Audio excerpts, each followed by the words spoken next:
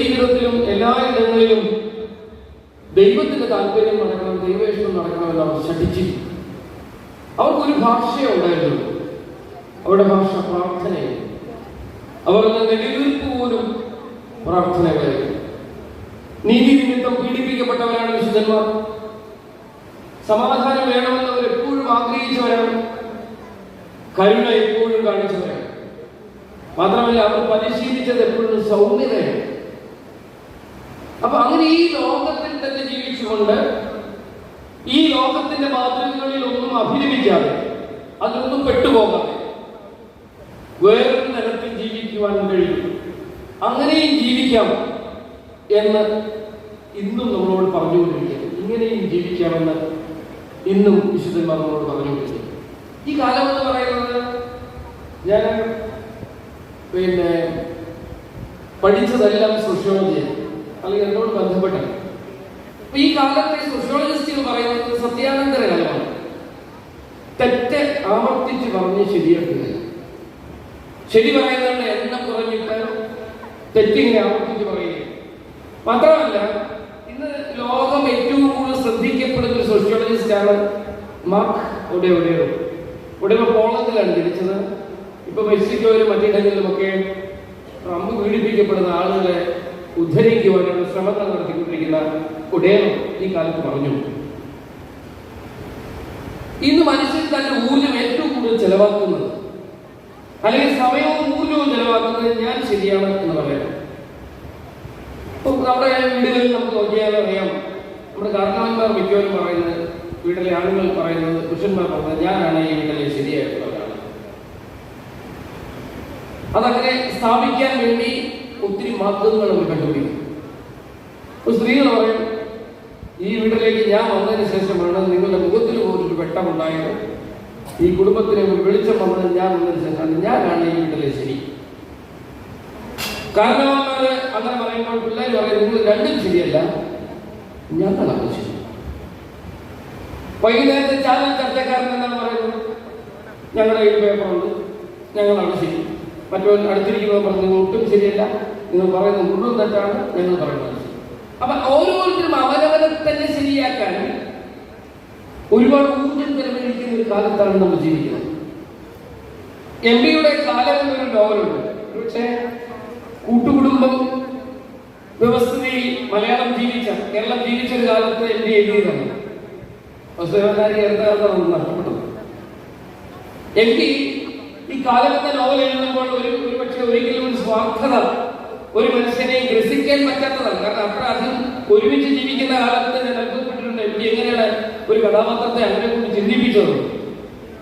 കാലത്തെ നോവലിൽ സേതു എന്നൊരു കഥാപാത്രമുണ്ട്. ഈ സേതു തന്റെ പരിസരങ്ങളോട് എപ്പോഴും അത്രയധികം സ്വാത്വികനായി ജീവിച്ച ഒരാളല്ല. സേതു പറയുന്നുണ്ട്, സേതുവിന്റെ സ്നേഹം സേതുവിനോട് മാത്രമാണ്, അവനവനോട് മാത്രം സ്നേഹമുള്ള കാരണമില്ല. അതുകൊണ്ടാണ് യുവാൽ നോവ ഹരാരിയെ പോലെ ഇന്ന് ലോകം ശ്രദ്ധിക്കുന്ന എഴുത്തുകാർ യൂണിവേഴ്സിറ്റിയിൽ പഠിക്കുകയും ഇസ്രായേലിലെ ഹീബ്രു യൂണിവേഴ്സിറ്റിയിൽ പഠിക്കുകയും യുവാൽ എത്രയോ പുസ്തകങ്ങളാണ് എഴുതിയത്. വരും കാലത്തിന്റെ മനുഷ്യ ചരിത്രത്തെ കുറിച്ച് ഹോമോ സാപ്പിയൻസ്, നമ്മൾ പിന്നിട്ട് പോയ വഴികളെ കുറിച്ച് ഹോമോ ഡേസ്, അതുപോലെ തന്നെ ഇനി വരാനുള്ള കാലത്തെ കുറിച്ച് അദ്ദേഹം എഴുതി 21 Resolutions to the 21st Century.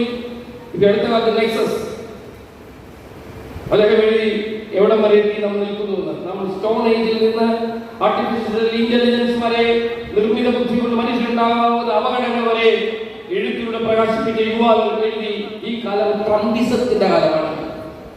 Trump പറയുന്നത് ഞാനാണ് ശരി, ഞാൻ മാത്രമാണ് ശരി, അമേരിക്കക്കാരാണ് എല്ലായിടത്തും നിൽക്കുന്നത്, അമേരിക്കക്കാരാണ് മാത്രമാണ്. ഓരോരുത്തരും അങ്ങനെ പറയും. ചിലർ പറയണം 34 ശരി. അതിന് ശരിയാക്കാൻ ശ്രമിക്കുന്ന കാലത്ത് വിശുദ്ധന്മാരായ ആളുകൾ തങ്ങളുടെ ജീവിതം എല്ലാവർക്കും ശരിയാകണമെന്നും ദൈവം മാത്രമാണ് ശരി എന്നും ഉറപ്പിച്ച് പറഞ്ഞവരാണ്. ദൈവം മാത്രം ശരിയാക്കുന്ന കാലം, ദൈവത്തെ മാത്രം ശരിയായി നിർവചിച്ച കാലം, അതിനവർ ശീലിച്ചു എന്നുള്ളത് തന്നെയാണ്. അവരുടെ വലിയ പരിശീലനങ്ങൾ നടത്തി. അവരുടെ ജീവിതത്തിൽ സഹനങ്ങളും വേദനകളും ഒക്കെ എന്നും ഉണ്ടായിരുന്നു. ദൈവവുമായി ഇടപെട്ടിട്ടുള്ള മനുഷ്യർക്ക് എന്നും സന്തോഷവുമായിരുന്നില്ല. എന്നും സങ്കടങ്ങളും പ്രയാസങ്ങളും ദുഃഖങ്ങളും നെടുവീർപ്പുകളും ഒക്കെ എന്നും അവരുടെ ജീവിതത്തിലുണ്ടായിരുന്നു. പക്ഷെ അവർക്ക് ദൈവം കൊടുത്തൊരു ശക്തിയുണ്ട്, ഒരു ബലമുണ്ട്. അർജന്റീനിയൻ സാഹിത്യകാരിയായ സാറാ ബഷോ ഒരു സ്ത്രീപക്ഷ എഴുത്തുകാരിയാണ്. ഒരുപക്ഷെ അവരുടെ എഴുത്തുകളെല്ലാം നമ്മൾ കാണുന്നത്, അല്ലെങ്കിൽ അങ്ങനെ തോന്നാം, നിങ്ങൾ വായിച്ചിട്ടുണ്ടെങ്കിൽ, ദർശകരെ വായിച്ചിട്ടുണ്ടെങ്കിൽ അറിയാം, അവരുടെ മനോഹരമായ ഒരു എഴുത്താണ് ജാനുവരി എന്ന നോവൽ. ആ നോവലിൽ 16 വയസ്സുള്ള നെഫേർ എന്ന് പറയുന്ന പെൺകുട്ടിക്ക് നല്ല പ്രായമുള്ള വല്യമ്മയുടെ പേര് കാർക്യൂ എന്നാണ്. കാർക്യൂ വല്യമ്മ ഈ നെഫേറിന്റെ ഹൃദയ വിചാരങ്ങളാണ് ഈ നോവൽ മുഴുവൻ. അപ്പൊ കാർക്യൂ വല്യമ്മ 16 വയസ്സുകാരിയായ നമ്മുടെ ഈ കാലത്തെ ഒരു പെൺകുട്ടിയുടെ ഇറിറ്റേറ്റഡ് ആയിട്ടുള്ള ജീവിതത്തിൽ, അല്ലെങ്കിൽ ഇപ്പൊ ഞാൻ കഴിഞ്ഞ ദിവസം ചേതൻ ഭഗത്തുമായി ഒരുമിച്ച് കണ്ടപ്പോൾ അദ്ദേഹം പറയുന്നു, സി ബിഷപ്പ്, ഇപ്പോഴത്തെ കാലത്ത് എല്ലാ പിള്ളേരും റീൽസിലാണ് ജീവിക്കുന്നത്, അത്ര ഉള്ളൂ അവർക്ക്. നിസ്സാര സെക്കൻഡുകളിൽ എല്ലാ ബന്ധങ്ങളും അങ്ങനെ ഒഴിവാക്കുന്ന പുതിയ കാലമാണ് എന്ന് പറയുന്നത്. അപ്പൊ അങ്ങനെയുള്ള പുതിയ കാലത്തിന്റെ വ്യക്താവായിരുന്ന നെഫേർ എന്ന 16-കാരിക്ക് 82-83 വയസ്സുള്ള കാർഷി വല്യമ്മ കൊടുക്കുന്ന ഒരു ഉപദേശമുണ്ട്. ജീവിതത്തിൽ അവളെ പെട്ടു നിൽക്കുകയാണ്. അവളോട് പറഞ്ഞു, നീ ചതുപ്പ് നിലങ്ങളിലൂടെ നല്ല ചുട്ടുപഴുത്ത മണൽപ്പരപ്പിലൂടെയും വലിയ പാറക്കൂട്ടങ്ങളിലേക്കൂടെയൊക്കെ നിനക്ക് നടക്കേണ്ടതായിരുന്നു നിന്റെ കാലത്ത്. അങ്ങനെ നീ നടക്കേണ്ടതായിട്ട് വരുമ്പോൾ നീ ഒരു കാര്യം ചിന്തിക്കണം. ഇങ്ങനെയൊക്കെ നടക്കുമ്പോൾ ചതുപ്പ് നിലത്ത് ചിലപ്പോൾ താഴ്ന്നു പോകുന്ന അവസ്ഥ ഉണ്ടാവും. പാറക്കൂട്ടങ്ങൾ നിനക്ക് വിചാരിച്ചതുപോലെ എളുപ്പത്തിൽ താണ്ടാൻ പറ്റുകയില്ല. അതുപോലെ തന്നെ നിന്നെ വേദനിപ്പിക്കുന്ന ഒരുപാട് വഴികളിലൂടെ നീ നടക്കുമ്പോൾ നിന്റെ ഒപ്പം നിനക്ക് വേണ്ടി മുറിഞ്ഞ, നിനക്ക് വേണ്ടി നിന്ന ചില കരങ്ങളുണ്ട് എന്നൊരു വിചാരം നിന്നെ എപ്പോഴും ഭരിക്കണം. ചില സംഗതികൾ നിന്നെ ഓർമ്മപ്പെടുത്തണം. നിന്റെ കാരണവന്മാരുടെ പ്രാർത്ഥന, നിന്നെ ഒപ്പം നിന്ന് ചില മനുഷ്യരുടെ നിന്നോടുള്ള സഹനങ്ങളിൽ നിന്നോട് ചെയ്തിട്ടുള്ള നന്മകൾ, അതെല്ലാം നിനക്ക് ഓർമ്മ വേണമെന്ന് നെഫേറിനെ ഓർമ്മപ്പെടുത്തുന്നു. ദൈവമക്കളെ, ഞാനും നിങ്ങളുമൊക്കെ സഞ്ചരിച്ച വഴികളിൽ, കടൽ വഴികളിൽ ദൈവം തന്റെ പരിശുദ്ധാത്മാവിനെ എത്ര അധികമായിട്ടാണ് നമുക്ക് തോന്നുന്നത്. എത്രയോ ഇടങ്ങളിൽ നമ്മൾ പെട്ടുപോകേണ്ടതാണ്. എന്നാൽ അവരെയൊക്കെ നമ്മൾ സംരക്ഷിച്ചത് വിശുദ്ധന്മാരായിട്ടുള്ള ആളുകളെല്ലാം ഈ ദേവാലയങ്ങളുടെ ഉണ്ടാകുന്ന കാലത്ത് സ്വിച്ചിട്ടാൽ ലൈറ്റിൽ എത്തുമെന്നോ ഫാൻ കറങ്ങുമെന്നോ ഒന്നും നമുക്ക് വിചാരമുണ്ടായിരുന്നില്ല.